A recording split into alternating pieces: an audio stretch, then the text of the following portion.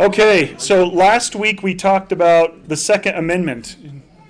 And I don't know if we kind of concluded it, but I said I had a few stats I wanted to throw at you, because one of the arguments about Christians not supporting, that shouldn't be for the Second Amendment is, guns are bad, they kill people, there's violence. If we got rid of all the guns, there would be less death, there would be less crime, and there would be all this stuff. And so I want to give you some numbers to just kind of show that. One of the things I want to do in this class is, in any class that we do, is my goal is to help you be equipped so that when you talk to people who might question why you believe this or why Christians believe this, that you feel like you've got feet to stand on.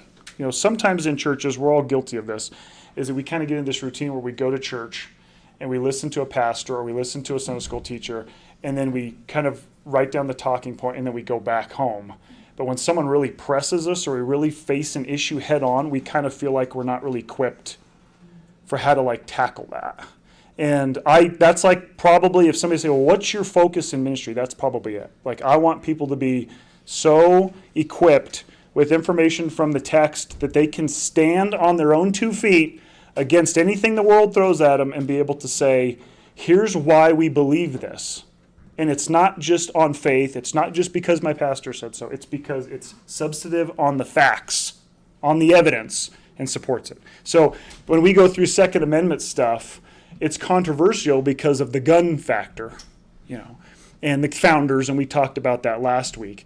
But I want you to be able to have conversations with people who come to you and say, I'm a Christian, I have a family, and I'm thinking about buying a firearm for home protection, but I'm not sure if I should do this because is this not having faith in God? If I buy this, those are real weighed questions that believers ask. Am I not trusting God if I buy this firearm to protect my family? And I do hear that guns cause a lot of damage and there's a lot of crime, and I don't want to, And so my goal is to try to put some of the myths to death, get rid of those things, but just hold up the things, and so we can look at it from a real reasonable biblical view, right? So that's the goal. So we talked about the Second Amendment last week, whether or not Christians should support the Second Amendment. And if you kind of remember, one of the big things we talked about last week was the deterrent factor. And Jesus told the disciples, go sell your money bag and you need to buy a sword. If you remember, we looked at that verse. And he told them that not because he ready for them to go take over Rome and take back Israel and go on this offensive, but it was so that they could have a deterrent for anybody who would want to do them harm as they carried out their mission, carried out their work. And so they may have had to use it. We don't know. We don't know what the disciples did with those swords. They obviously had them, and they might have been, brandishing them so people say, hey, these guys are preaching the way, but they're also not to be fooled around with, And so it leads to this idea of power has to be kept in check. And unfortunately, in a fallen world, how do you keep power in check? With more power and other power, so that you can say, listen, you're going to have to pay for this with your life if you really want to push it. Yeah. And that makes people stop, doesn't it? And think, am I really serious if I want to do this? And so that's the reason we kind of talked about the Second Amendment. But I want to look at a couple additional points of argument on this.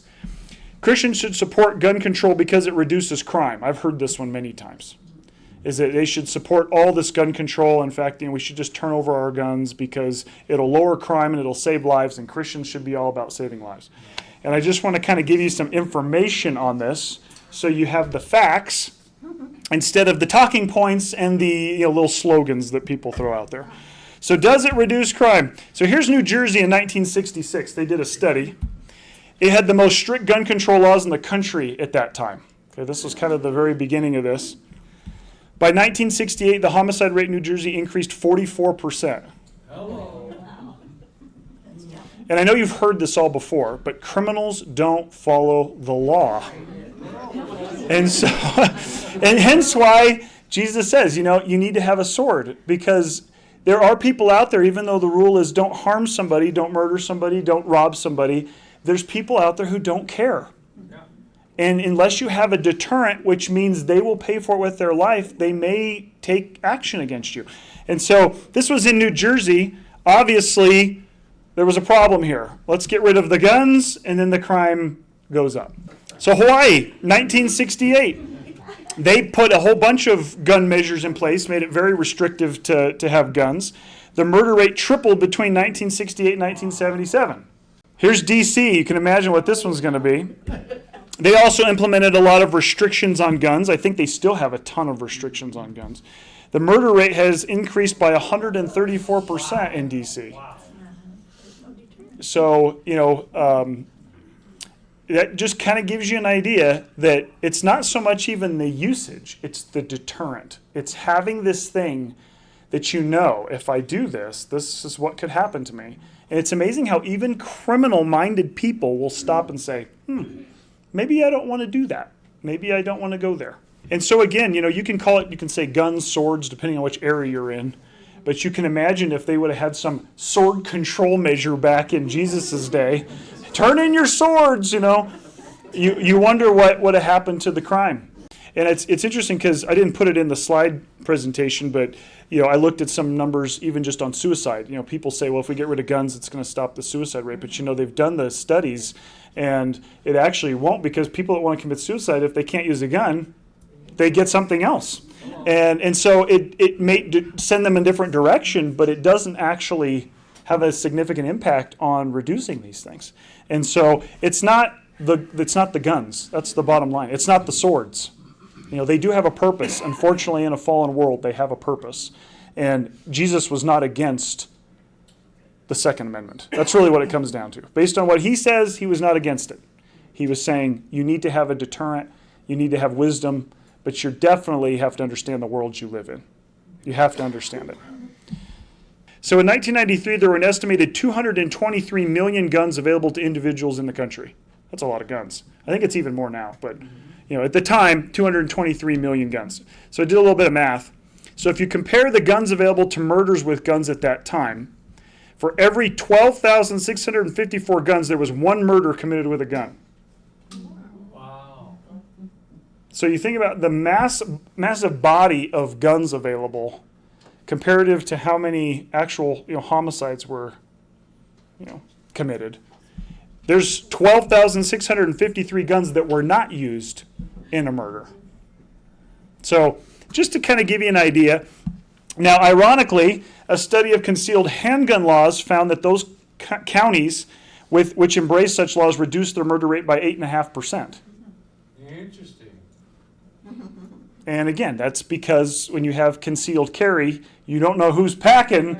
You go try to rob somebody, you might get shot. And so it immediately puts you on this I don't know if I want to do that. There's criminals who will do it because they just are set on doing something. But then there's those criminals who are kind of on the fence, they want to do something bad, but they're really don't want to pay with their life. And so they're going to be the ones that are going to be I'm in a concealed carry county. I don't know if I want to do that. And and I noticed even this last week that President-elect Trump wants to basically take anybody's concealed handgun permit and make it universal across the country. If you have a concealed carry permit, it's going to be accepted in every state. So I don't think that's totally based on just some political move. I do think that there's good evidence to support that actually could reduce crime. Bottom line, weapons of self-defense in the hands of law-abiding citizens is a good thing for a nation. That's kind of the bottom line on the Second Amendment. Now we're going to move on to something else.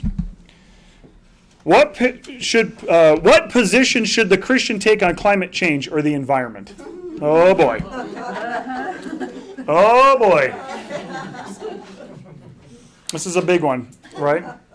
You hear about this one a lot. There's a lot of stuff that's not done because we're protecting the turtle under the highway and, the mouse or whatever. And, and there's a lot of people that have said, we can't drill for oil. There's a lot of stuff going on in this topic, right? And what position should the Christian be in when it comes to the environment, when it comes to these concepts? And so we're going to just look at quite a few verses here this morning to just kind of guide us into what is the biblical perspective on the environment. What does God expect of us when it comes to the environment? Okay? So let's look here, Genesis 1. Here's what it says. And God said, let the earth produce green plants that will bear seed, fruit trees bearing fruit in which there is seed, according to its kind on the earth. And it was so. And the earth brought forth green plants bearing seed according to its kind, and trees bearing fruit in which there was seed according to its kind, and God saw that it was good. Okay, so right at the beginning, God creates the plants, the vegetation, and what does he say about it? It's good. This is a good thing. And so I think that's a good starting place. Because when we look at the environment, we look at the trees, we look at the animal, we look at the stuff that's out there in our world, how do we perceive it? Whose is it? Is it good? Yes. I mean, there's some stuff that sin obviously has dealt with it. But in the end, it was a good thing. Having plants, having animals, having an environment that thrives and flourishes is a good thing. So we have to start there. It's God's creation, and he said it was a good thing. Okay? Here's Genesis 1:29. And God said, look, I'm giving you every plant that bears seed which is on the face of the whole earth, and every kind of tree that bears fruit. They shall be yours as food. So God creates this good thing, and then what does he do with it after he creates man? I'm giving it to you. I'm giving it to you so that you can use it to do what? Eat, which is, to survive. And also not only just survive, but to go forth and do what I've asked you to do, which is be fruitful, multiply, and fill the earth. And so the plants are something God is saying, you have my permission to make them a resource for your survival and your thriving. Carry out my mission, carry out my plan, but this is a resource I'm giving you for those purposes. Okay? Let's go on. Genesis 1:26. God said, let us make mankind in our image and according to our likeness, and let them rule over the fish of the sea, over the birds of the heaven, and over the cattle, and over all the earth, and over every moving thing that moves upon the earth. This kind of goes back to what we just said. What was man given by God after he created this thing he said is very good? What does he say? Okay, man and woman, what are you going to do? What's your responsibility here? Yeah, he uses terms like rule over these things. You're in charge of managing it. God does this in a lot of ways. He likes to come in, even though he doesn't have to, and he likes to say, I've got these people, and I'm going to give them responsibility to kind of, in a smaller manner, sit in what I get to do. I'm the ruler. I'm the one who has the authority. I have dominion. I want to give you a taste of that. You're going to fulfill my role here on earth. Even though I'm still in charge, you get to be in charge of these things. Does it with governments. We've been talking about government a lot in this thing. Why does God need a government? He could just say, forget governments, just me. But he allows people to be in places of authority over nations, which is kind of like what he gets to do, just on a smaller scale, right? And he expects us to be good stewards of those positions. Genesis 2:15. And Yahweh God took the man and he set him in the Garden of Eden to do what? Cultivate it and keep it. So it wasn't just leave it out there and don't do anything with it. He was supposed to work it. The earth and him were going to be these two things that work together, right? Your job is to cultivate, to grow, make it, nourish it, produce fruit. And this is before sin gets into the picture. Do you realize that? So man has to cultivate the earth before sin's even there. Because God wanted him to enjoy the work. It wasn't supposed to be this I got to go cultivate today, It was supposed to be, I get to enjoy working in God's creation because God's asked me to. It's a beautiful thing, and I get to produce something that I can say, look what I've made. And God wants man to participate in that. He wants us to experience that because he's experienced that. But here's the problem. Here's where things went south. And to Adam he said, because you listened to the voice of your wife and you ate from the tree from which I forbade you to eat, the ground shall be cursed on your account. In pain you shall eat from it all the days of your life, and thorns and thistles shall sprout for you, and you shall eat the plants of the field. By the sweat of your brow you shall eat bread until your return to the ground. So it was a lot better at one time, and then man sinned, and the earth was impacted. And we forget this. If you have a worldview that you don't believe in God, and you don't believe in sin, and you don't believe in the fall, you just explain the anomalies and the crazy things that happen in the world a specific way. How does the atheist or the non-Christian non-Christian worldview, non-biblical worldview person explain the craziness in our environment? It's just natural causes, it's part of the cosmos, random chance, random explanation. And yet we're doing everything we can to try and change it or stop it. We don't want to raise the temperature by this, and I've heard how many times hurricanes are worse now because man is polluting the earth and all this stuff. So the world's been changing, and I think the reason I bring this up is because I don't want anybody to think I'm not saying that we haven't contributed, because I think that human beings do a lot of bad stuff to the environment, right? In fact, I remember when I was studying carbon dating, and we were, this was during a science thing I was looking through. We're talking about how they date stuff, rocks and animals and different things, and they measure it by carbon in the thing that they're trying to date, and they can kind of backdate and figure out how old it is. But you have to assume in that the carbon has always been the same forever, because otherwise it doesn't work. If it's changed over time, it doesn't. And one of the big contributors was, you think about the Industrial Revolution that took place, and there was massive amounts of fossil fuels burned. And although it may not have impacted things in such a negative way, it can change even how we can test the air. How much carbon's in the air? Is it more after the Industrial Revolution or less? And human beings were involved in that. Now, should they have done that? That's a different question. But I do think the environment has changed. And would you agree that ultimately, because of sin, the earth is going to go through changes? I mean, if you were sitting there the day after the fall, and there's all of a sudden thorns and thistles starting to pop up, you can bet there was a movement to be like, man has goofed up the earth. We've got to somehow get these thorns and thistles under control. And that's what we've been doing for now how many thousands of years, trying to control the thorns and the thistles because of the sin effect on our planet. And from a Christian perspective, from a biblical perspective, how should we look at the earth and its craziness? It's the result of what? Sin. I think when you really look at the body of evidence, this is the conclusion I came, so I'm not a scientist, but this is what I came to, is I think that the world is falling apart because sin has messed it up.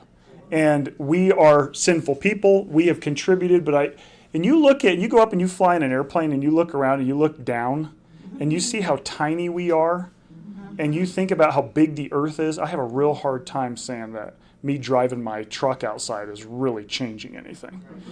Could be. I mean, I'm not saying the science is not there to say that. But I do think that when you have massive volcanic eruptions that emit so many tons of ash, how many people would it take to do that? I don't know if there's enough of us.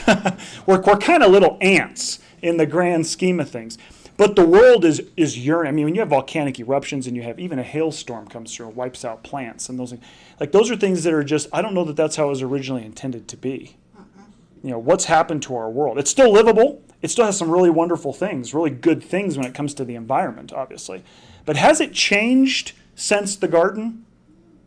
And what caused it to change since the garden? And the only thing I can attribute it to is it's sin.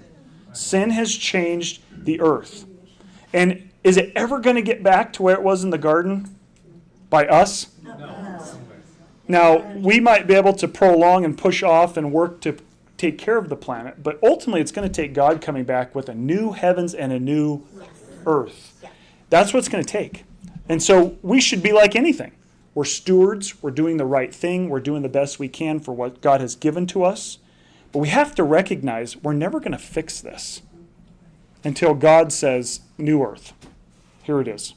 We can't totally eliminate sin, that we're dealing with, our sin nature, until we get our new bodies and we're like He is, right? Even though sin's been defeated, are we ever totally free from it while we're on this earth? I still deal with it every day. Even though I'm not, being held accountable for it, Christ has paid for my sin. But I still wish it was gone, right?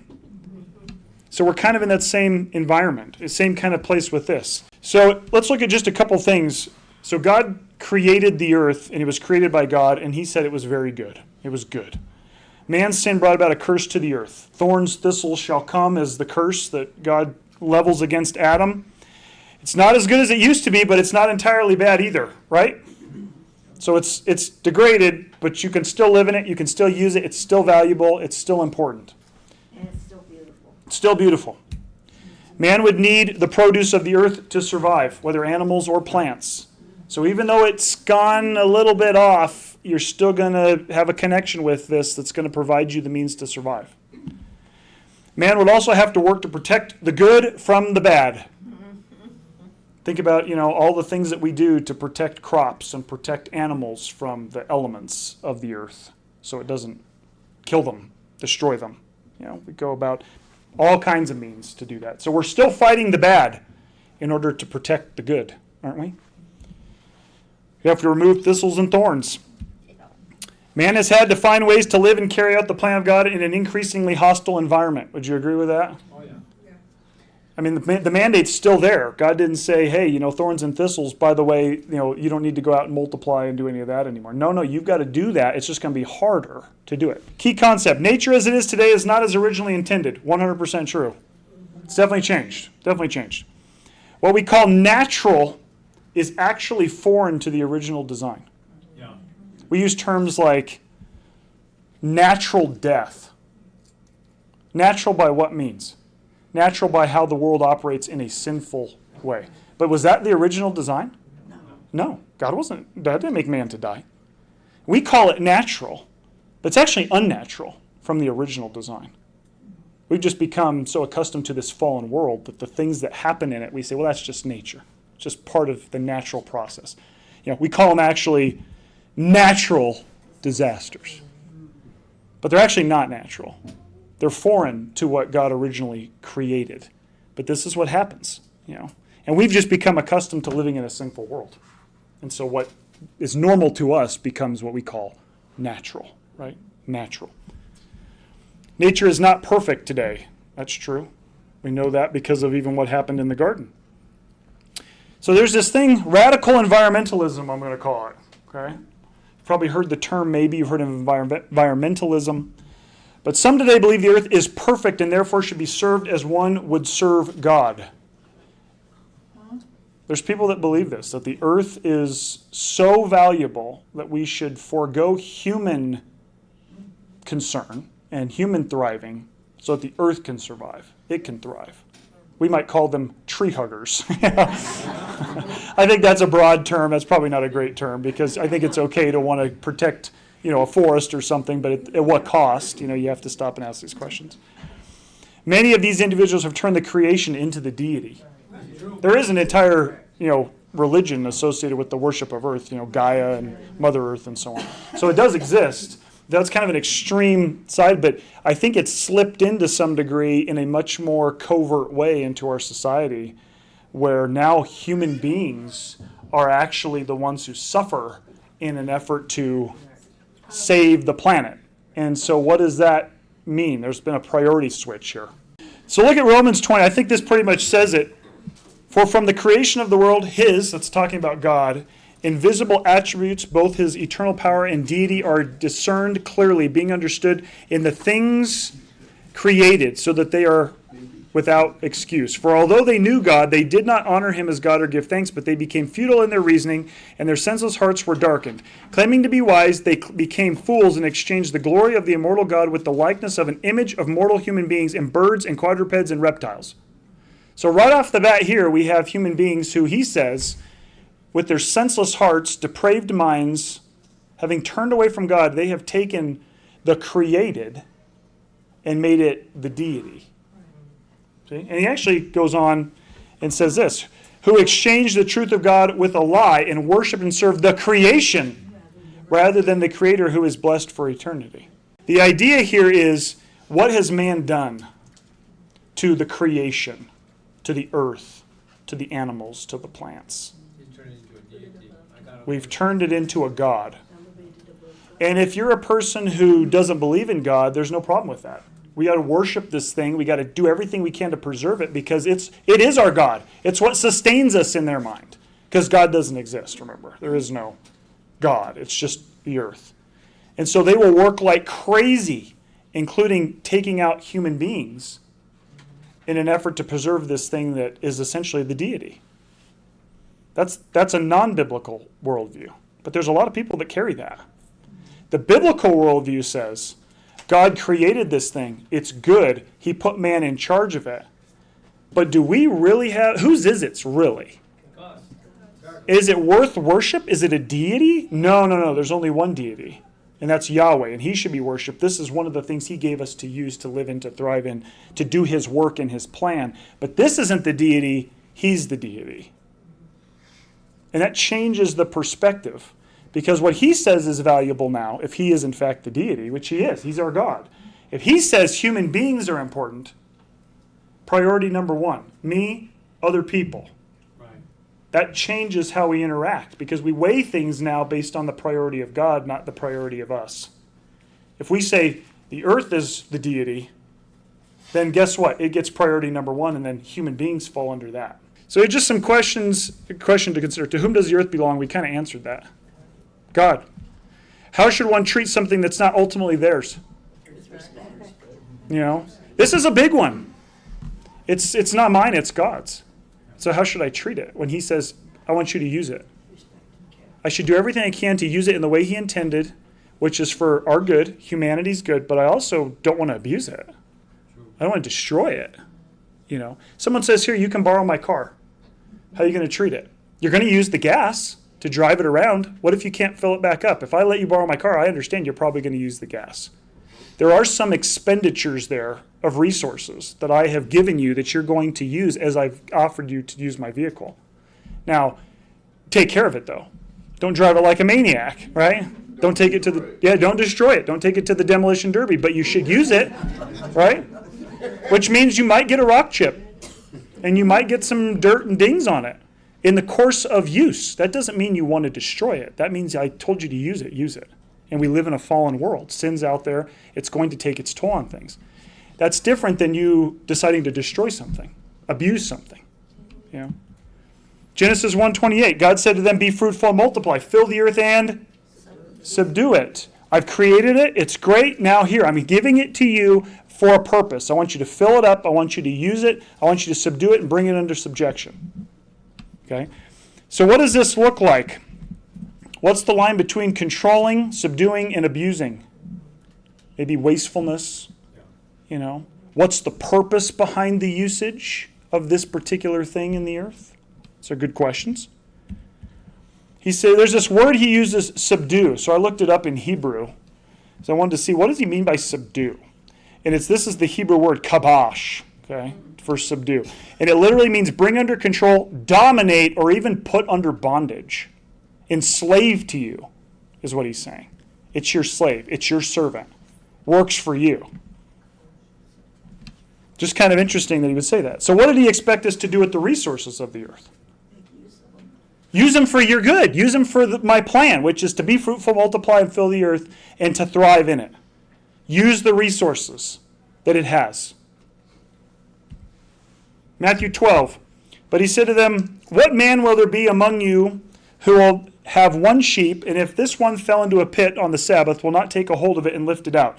Then to what degree is a man worth more than a sheep? That's the question I want you to ponder. So then, it is permitted to do good on the Sabbath. So when Jesus is talking about a Sabbath illustration, he says you're going to get a sheep out of a pit. Of course you're going to get a human out. What's his priority here? Man, the creation, plants, animals. He's put animals clearly below human beings. Here's Matthew 6:26. Consider the birds of the sky. They do not sow or reap or gather produce into barns, and yet your heavenly Father feeds them. Are you not worth more than they are? No. See the mindset here? Not that we should abuse animals or abuse the creation, but what's man's position according to God in relation to these things? I actually, I know people that I think they would probably save their dog before me. Like, I say that in all seriousness. Maybe you're one of them, I don't know. No, I hope not. I don't think so, because you have the right worldview. But there's people out there that they have elevated things and they've replaced their position. And God is saying, it's me, and then what's next? Human beings. Love the Lord your God with all your heart, with all your soul, with all your mind. And then what's the next greatest commandment? Your neighbor yourself. God, then human beings. No animals or plants mentioned in that. Doesn't mean you have the right to abuse them, but it means you need to have them in the proper priority place, which is human beings are always more important Proverbs 12:10. The righteous knows the life of his animal, but the compassion of the wicked is cruel. Isn't that interesting? So the righteous one is even going to take and respect this life, even of the animals, and have a care for them because they understand what they are, who created them, their value. But the person who doesn't have that is going to say, don't care. Don't care. Deuteronomy 20. If you besiege a town for many days to make war against it, in order to seize it, you shall not destroy its trees. Isn't that interesting? You're going to go after the town. What would they sometimes do? They'd take down all the resources. And here God is saying, when you guys go do this, you're not going to be destroying the trees. You leave the trees alone. Wielding an axe against them, for you may eat from them, and so you must not cut them down. Are the trees of the field humans that they should come in siege against you? Only the trees that you know are not fruit trees you may destroy, and you may cut down. You may build siege works against the city that is making war with you until it falls. So God gives very clear environmental instructions here. The ones that produce fruit, you don't cut those down and build siege works with them. They're valuable. You respect them. They're for food. The ones that don't, you can use those to do siege works. But what's he thinking about? Their benefit. Right. I want you to thrive, and so I have created these things so that you can thrive. Don't take these things out if it's not necessary. Don't be destructive just for the sake of being destructive. Don't do it. Human beings are more valuable than animals and plants. 100% the biblical view. Human beings should work to preserve nature, but not at the devastation or harm to human beings. Yeah. It's a tough one for our world. Should we spray the mosquitoes in West Africa? Yes. Depends on what you You know why I use this as an illustration because you think of malaria, it kills so many people and they don't have this. And so what do? They go in and they spray the mosquitoes. And so you have the environmentalists a lot say, you can't be harming, you're killing the animals, you're killing bugs, these bugs are, and so we shouldn't be doing that. And then people die of malaria. And so this is just an example of we have to prioritize something here. Prioritize the earth and the animals and the mosquitoes, even though we all hate mosquitoes, the bugs, whatever it may be, or allow people to die when we could prevent it.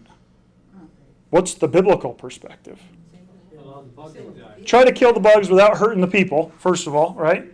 But if you can, save people, eliminate the bug. We can't be using, and again, we have to weigh these things because there's some harmful stuff that they could spray in the air. But at the same time, you got to weigh these things. Lose 1 million people from malaria versus spray for mosquitoes. You have to weigh these things. What are we trying to do? What's our intent? It's to save human life. That's what our intent should always be. The dangers of the environmentalist religion, okay, because it is a religion. They're serving a God. Human beings are placed as lesser than the things of nature. So people suffer. And they did this, I just read a thing this week about out in California where they diverted a bunch of water because they were trying to save something and there was some natural thing they were doing.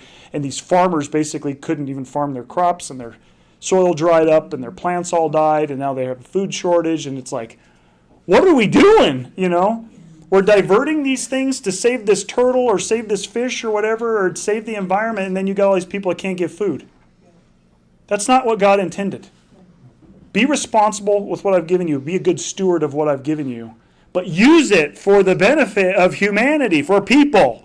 There's a guy that, this is a marine environmentalist group that they protect marine life. It's called the Sea Shepherd Institute. This guy's name is Paul Watson. He's one of the heads there. I don't know if he's still there anymore. But he basically said human beings are, quote, the AIDS of the earth. Oh my gosh. He said, quote, curing the biosphere of the human virus will require a radical and evasive approach, end quote. There's another guy. This guy's a London professor, again, environmentalist. He said, quote, the greatest thing anyone in Britain can do to help the future of the planet would be to have one less child, end quote. I mean, isn't that literally almost like the inverse of the Edenic mandate? Be fruitful and multiply. And he says, oh, no, we need to save the earth. Don't have any kids. It's like you couldn't make this stuff up. It's so opposite. Here's what Isaiah 44 says. This is one of my favorite verses. He says, cutting down cedars for himself, he chooses a holm tree and an oak, and he lets it grow strong for him among the trees of the forest. He plants a cedar, and the rain makes it grow, and it becomes fuel for a human, and he takes some of it, and he grows warm. Also, he kindles a fire and bakes bread. Also, he makes a god and bows in worship. He makes himself an image and bows down to it. He burns half of it in the fire. He eats meat over half of it. He roasts a roast and is satisfied. Also, he grows warm and says, I am warm, I see the fire, and he makes the remainder of it into a god. He bows down to his idol, and he bows in worship and praise to him, and he says, Save me, for you are my God. They do not know, and they do not understand, for their eyes are besmeared so that they cannot see, their minds so that they have no insight, and no one takes it to heart. And there is no knowledge and no understanding to say, I burned half of it in the fire, and I also baked bread on its coals. I roasted meat, and I have eaten, and I shall make the rest of it into an abomination. I shall bow down to a block of wood. He feeds on ashes, a deceived mind misleads him, and he cannot save himself, and he cannot say, Is this not an illusion in my right hand? Now, one version says, Is this not a lie in my right hand? I like that one better. But you see what he's saying?